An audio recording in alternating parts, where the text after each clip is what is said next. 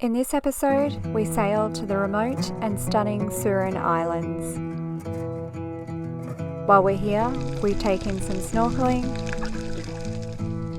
we check out some dodgy moorings, and we learn about the semi-nomadic Moken people. So come run away with us on another adventure with the Ovens crew. So I said, hey, don't you wanna come and run away with me? Hey, won't you come and say by chance, don't you want a man who fully understands a sailor's heart, a sailor's heart.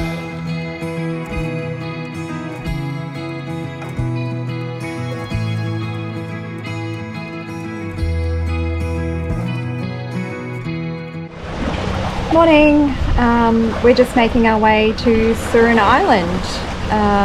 We're using the morning land breeze to cruise up the coast and make our way there gradually. We've got about 8 knots of breeze and we're doing about 6 over ground, so can't complain about that. And it's a beautiful day out here. Lovely. We sail from Patong to a place called Thap Lamu, which is where we have to pick up our permit to head to Surin Islands. Then we can buy our tickets directly from the park rangers when we get there. We overnight here in the anchorage and we're off again the next morning.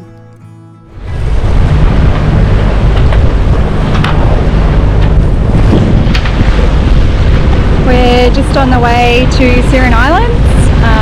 I personally can't wait. I think it's going to be amazing.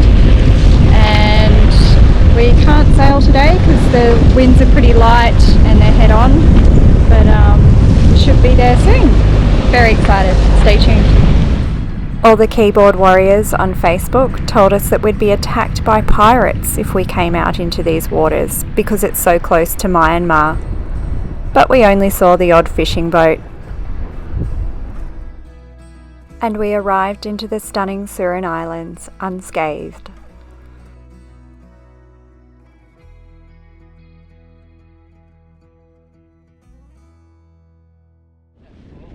We did, however, note a really interesting movement in the ocean out here, where the surface went from flat to really churned up. That is so strange. If you look back, it's like it's a different height. Look here. Look there, where the high water is. It's like there's a whole different level of water. Yeah. See what I'm saying? It's like that part of the water there is like half a metre lower than that. Yeah. Fuck, that was weird.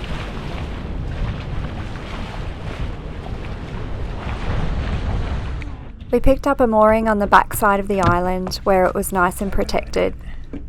But the mooring looked a little dodgy. Such a big mooring ball. I might reverse on it. We'll just test the strength. If it's no good, it'll break, and if it does, then... So we like to reverse on the mooring just to make sure it's strong enough. We've had people, friends of ours, break moorings in the middle of the night and end up on the reef, so that's not an ideal situation to be in.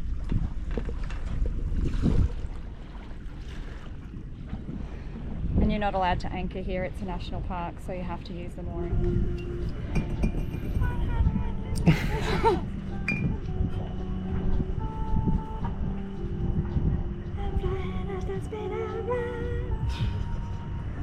Make a supersonic man out of me. I ready to kill the vibe, dude. Cheers. Don't stop me now, because I'm having a good time.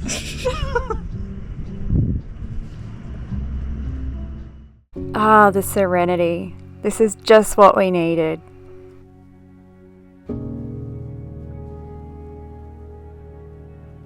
It's good to get off the boat.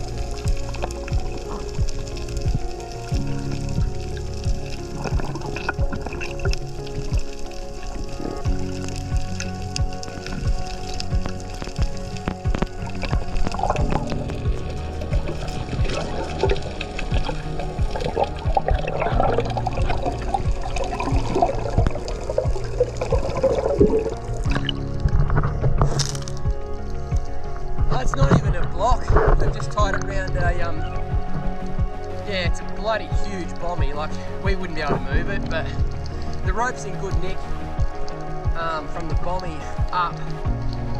But yeah, there's a strand there that's just absolutely fucked.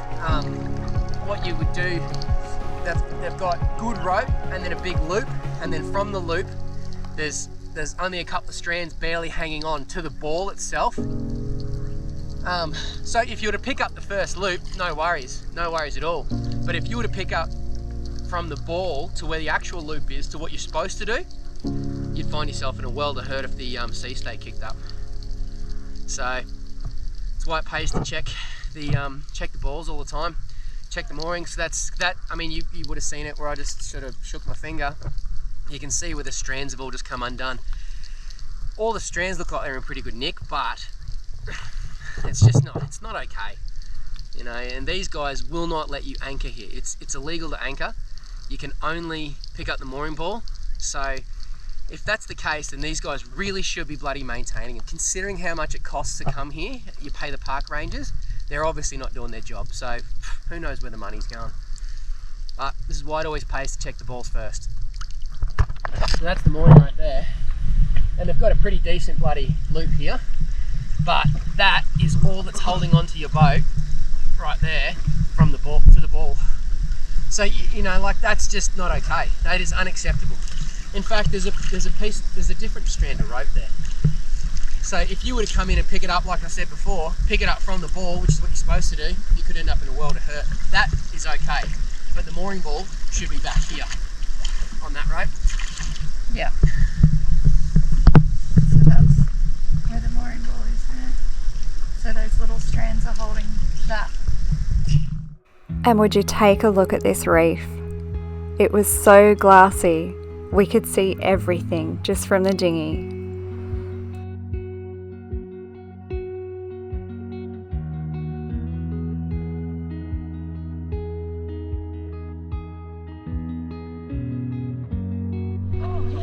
Or are they batfish?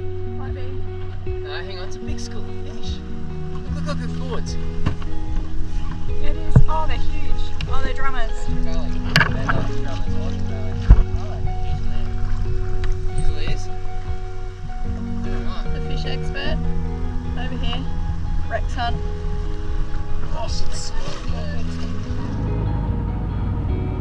How beautiful is this beach?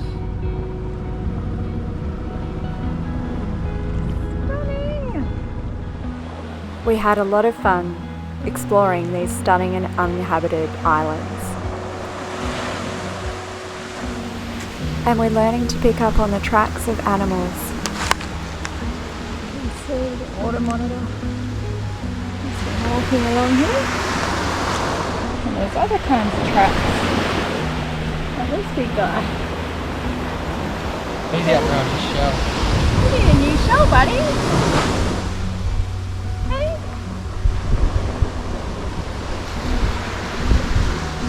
That's what those little macaques eat. That's why they're called crab macaques, crab monkeys, crab eating. Those monkeys. See that? Oh, monkey hands? There is a monkey hand. So there's monkeys here as well. Little handprints, they're so cute. Yeah. And water monitors. Monkeys and crabs. Oh, look, there's a crab pot. These are the crab pots that we sail past with the flags sticking out. This one's obviously been chopped off and washed up. Look at these beautiful big granite rocks. Stunning.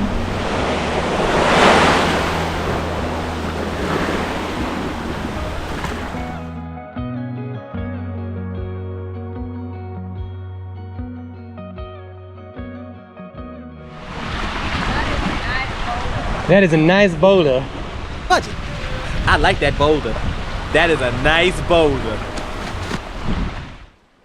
Fish traps and crab pots weren't the only things we found washed up. This looks like it was potentially a beacon or a channel marker of some kind. We suspect it washed up in the tsunami. had electricity going to it. Some pretty serious stain, eh?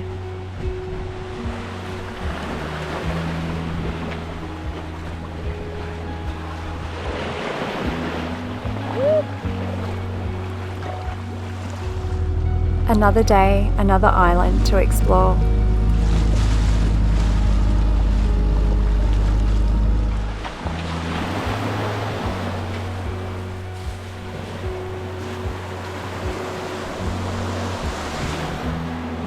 Look at the rope, huge.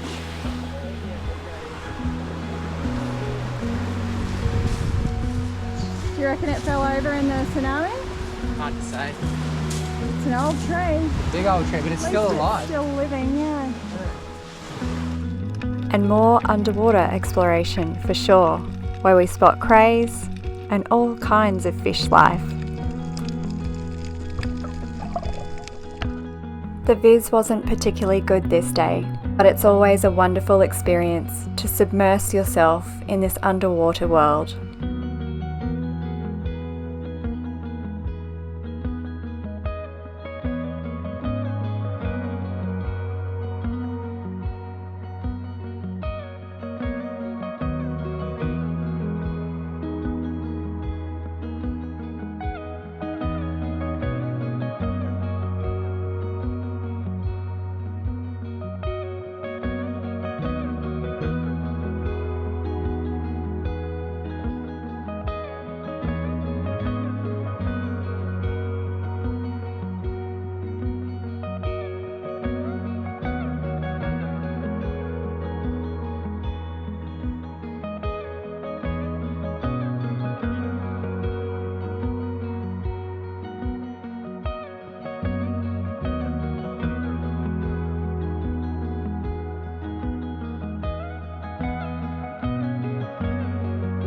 And just take a look at how good our bottom paint looks.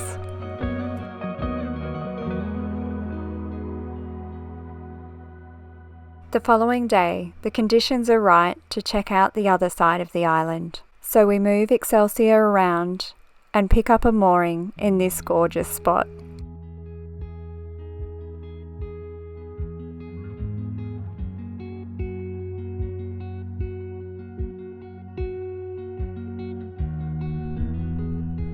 On a dive, Brendo picks up this crown of thorns. These guys are responsible for eating healthy coral reefs. Brendo disposes of it humanely so it can do no further damage, but we don't ever recommend touching these guys unless you know what you're doing. Yoo-hoo! Yeah, absolutely. We're off on an adventure. With our buddies on Charmaness and their visitors Wal and Cam, we head off to meet the Moken people.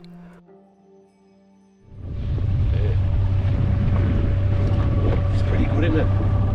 It's cool, eh? Amazing. And we are warmly welcomed by local children swimming in the shallows.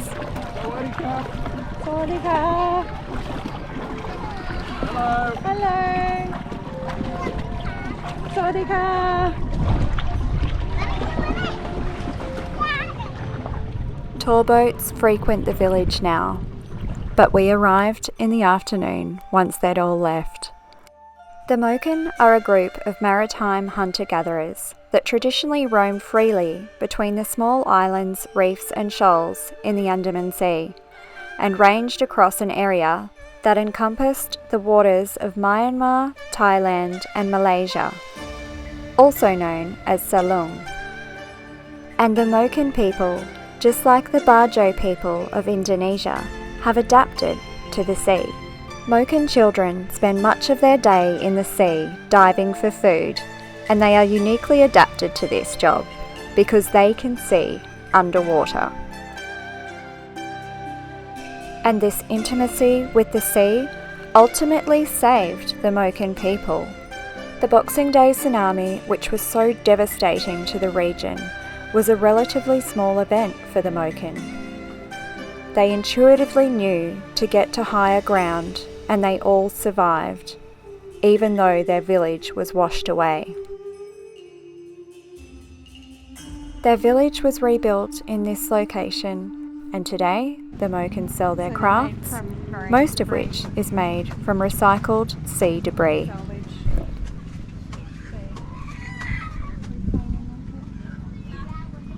All of it. That's really cool.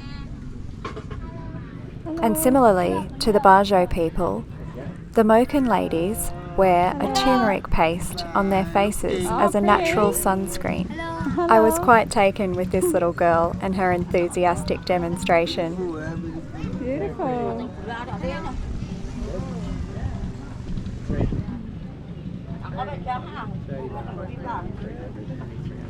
The simple stilted huts that the Moken live in are quite beautiful.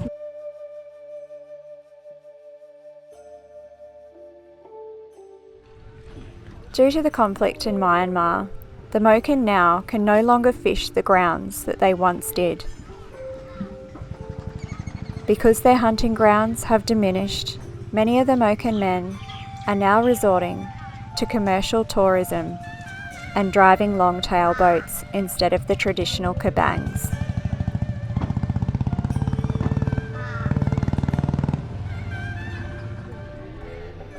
And it will be a real loss if the Moken children of today forget the ways of the past. I made a purchase from my new friend. And I just love my hand-woven water bottle holder. It was an honour and a privilege to meet the Moken people and visit their village. This boat is a traditional Moken kabang. Whole families would live on board this boat as they wandered the seas in search of food. And there are now only 2 Moken men on the island who know how to traditionally make a kabang. Unfortunately, the national parks have stopped the Moken people from cutting down the timber that they use to make these traditional boats with. And sadly, the traditions of the Moken people are dying out.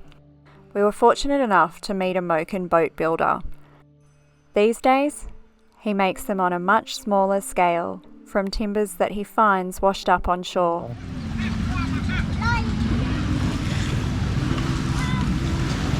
Amazing, eh? It's a dying art, this, isn't it? There's only 2 of them that now in the village.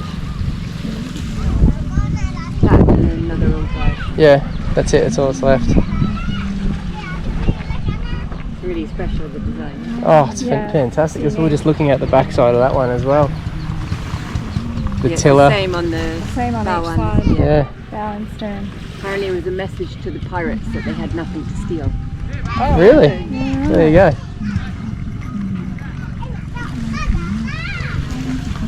Yeah, they're amazing. Make them to each other.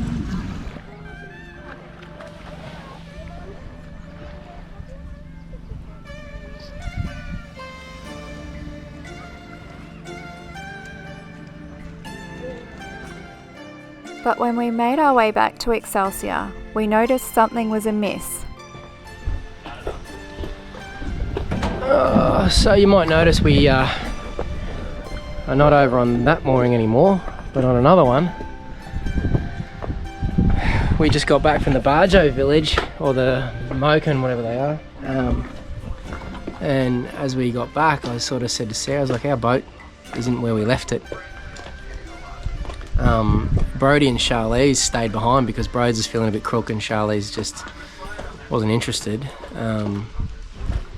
Luckily, because the fucking mooring we were on, in this national park, it's prohibited to anchor, it's illegal, right? So you have to use their moorings.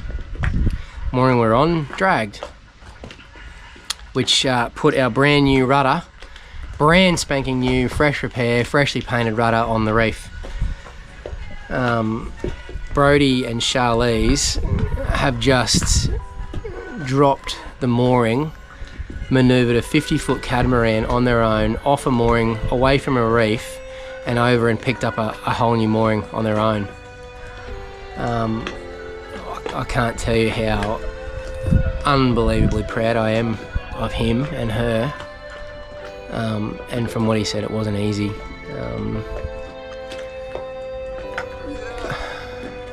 just a little bit heartbroken at the moment.